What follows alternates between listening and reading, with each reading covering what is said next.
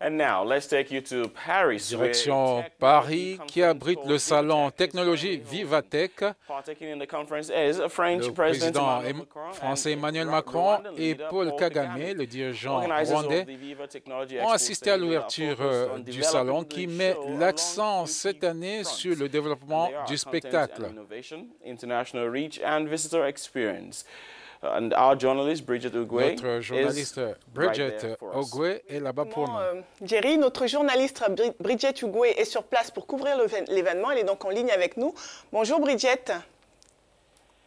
Bonjour Barbara, bonjour Jerry. Alors Bridget, le salon Vivatech ouvre ses portes ce matin, mais déjà hier, le président français Emmanuel Macron recevait à l'Élysée une soixantaine de dirigeants d'entreprises, principalement issus du numérique. Oui, c'était pour un déjeuner de travail dans le cadre du sommet Tech for Good, qui comprenait la technologie au service du bien commun, qui cherche à mettre en avant la façon dont la technologie pourrait profiter au plus grand nombre, et notamment dans les domaines de l'éducation, du travail et de l'inclusion sociale.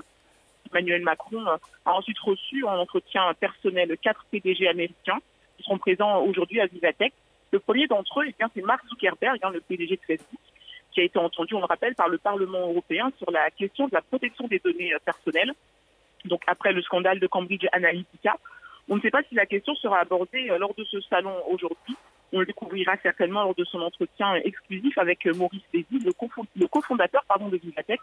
Et puis parmi les autres chefs d'entreprise attendus aujourd'hui, on compte Satya Nadella, qui est le patron de Microsoft, Dara Khosrowshahi, le président de Uber, et puis Virginia Rometty, la PDG d'IBM. Alors Bridget, c'est la 3e édition de Vivatech à Paris, avec une particularité cette année qui semble être placée sous le signe de l'Afrique, avec notamment la présence du président rwandais Paul Kagame, qui a lui aussi été reçu à l'Élysée. Oui, c'est sa première visite en France depuis 2015. Il est prévu que les deux chefs d'État visitent ensemble ce matin, donc le salon Vivatech, 6 pays africains, l'Afrique du Sud, le Maroc, le Nigeria, le Rwanda, le Sénégal et la Tunisie, tiendront un pavillon dédié, Africa Tech, qui mettra l'accent sur le potentiel de l'innovation en Afrique. Alors pour l'occasion, plus de 100 startups africaines seront mises à l'honneur. On peut aussi souligner la présence de l'homme d'affaires nigérien, un philanthrope, Tony Elumelu, et puis le Soudanais Mo Ibrahim, le dirigeant de la fondation qui porte son nom.